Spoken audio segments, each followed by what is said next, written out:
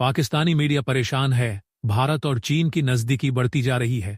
चीन भारत से एक समझौते पर हस्ताक्षर कर चुका है। पाकिस्तानी मीडिया फिर पाकिस्तान का कोई महत्व ही नहीं रह जाएगा।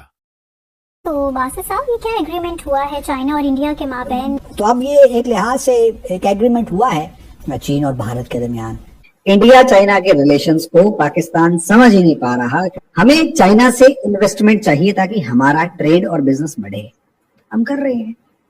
यही अमेरिका से भी हमारे को ट्रेड और बिजनेस चाहिए, वो कर रही है। ट्रेड हमें दोनों के साथ करना है, माननी किसी की नहीं, चलानी अपनी है।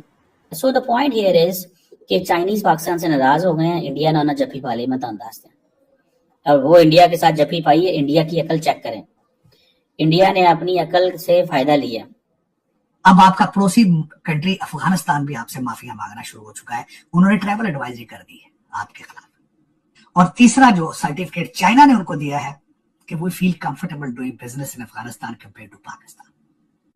तो आप खुद अंदाजा लगा लें कि आपकी डेस्टिनेशन क्या है, आप कहाँ जाना चाहते हैं। असलियत में आप जो दुख फील कर रहे हैं वो यही फील कर रही हैं। और जब तक इंडिया नहीं था या कमजोर था तब भी आप कंफर्टेबल।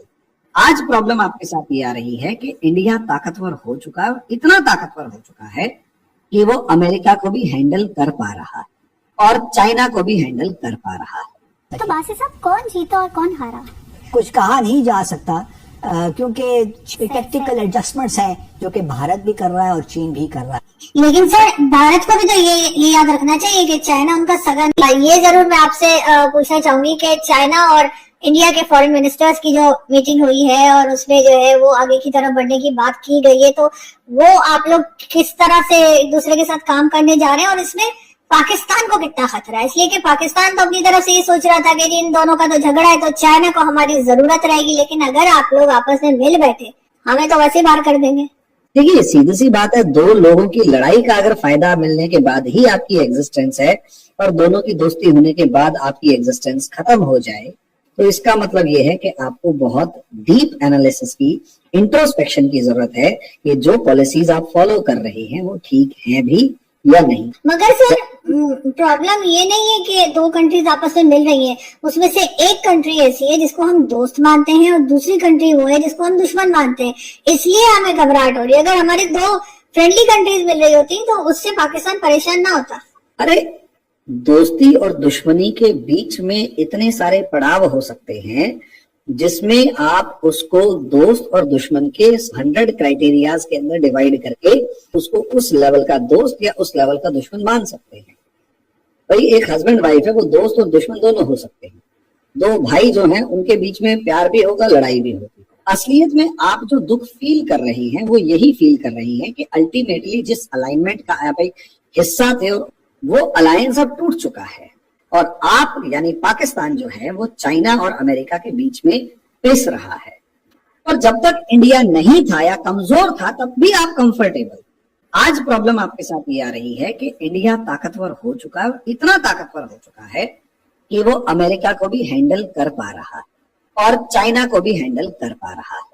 और ये एक बड़ा रीजन है कि अब अमेरिका को भी समझ में आ गया कि पाकिस्तान का डर दिखाकर इंडिया को परेशान नहीं किया जा सकता। और चाइना को भी समझ में आ गया कि इंडिया को डरा के, पाकिस्तान के साथ अलाइनमेंट करके आप इंडिया को नहीं डरा सकते। तो जो अभी एग्रीमेंट हुआ है 4 साल बाद, असलियत में 4 साल की इस फसल ने आपके लिए जो बुरा किया वो ये था। 4 साल में चाइना को एक चीज समझाई इंडिया ने कि अगर आप पाकिस्तान पर भरोसा कर रहे हो कि वो हमसे पंगे ले लेगा तो भूल जाओ। और इंडिया के ऊपर 2 फ्रंट वॉर का प्रेशर क्रिएट कर सकती है। तो ये प्रूव हो गया कि इंडिया दबने वाला नहीं है और 2 फ्रंट वॉर में तो भूल जाओ। और दूसरी बात, चाइना को यह भी समझ में आ गया कि बहुत सारे कार्ड्स इंडिया के फेवर में हैं। वो रशिया को भी अपने साथ मिला सकता है और चाइना से को आइसोलेट कर सकता है। और सबसे बड़ी बात, अगर चाइना इंडिया से लड़ता है तो इसमें भी कोई दो राय नहीं है कि अगर चाइना इंडिया की लड़ाई हुई तो यूरोप और अमेरिका इंडिया के पीछे खड़े होंगे। तो ये जो चाइना को एक भरोसा हो गया कि भाई ये जो सिचुएशन है ये हैंडल नहीं होगी और इंडिया काबू में नहीं आएगा। तो दूसरी तरफ एक प्रॉब्लम और आई, वो ये कि रशिया, चाइना की इकोनॉमी डूब रही। जब तक जो बाइडेन था तब तक ऑक्सीजन मिल रही थी कि चाइना के अगेंस्ट कोई वॉर डिक्लेयर नहीं हुआ, बस चाइना को कंटेन करने की कोशिश की गई। अब आ गया ट्रम्प। अब चाइना की खुद की इंडस्ट्री काबू में नहीं आ रही, तो चाइना की एक्सपोर्ट ड्रिवन इकोनॉमी होने की वजह से चाइना को एक्सपोर्ट करने के लिए कोई ना कोई मार्केट चाहिए। यूरोप के अंदर वो मार्केट है नहीं, क्योंकि यूरोप तो वैसे कंगाल हो चुका है। तो चाइना को एक नई और बड़ी मार्केट चाहिए। इंडिया की $120 बिलियन की मार्केट है, और अगर इसे ढंग से एक्सप्लोर कर दिया तो ये हो सकता है 200 से 300 बिलियन डॉलर तक पहुंचे। तो वहां इन सब क्राइटेरियाज पर इंडिया बिल्कुल खरा उतरा। इंडिया खरा उतरना तो चाइना तो इंडिया से बात करेगा ही करेगा। हमें चाइना से इन्वेस्टमेंट चाहिए ताकि हमारा ट्रेड और बिजनेस बढ़े, हम कर रहे हैं।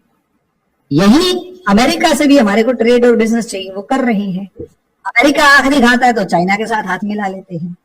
अमेरिका नाराज होता तो उसको भी पुचकार लेते हैं। फिर चाइना नाराज होता तो अमेरिका के साथ जाके 2 फोटो खिंचवा लेते हैं। ट्रेड हमें दोनों के साथ करना है, माननी किसी की नहीं, चलानी अपनी है।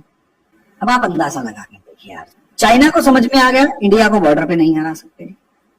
चाइना को समझ में आ गया कि पाकिस्तान उनका सगा नहीं। चाइना को समझ में आ गया ताइवान के ऊपर जल्दी से कब्जा करना है, कर नहीं सकते।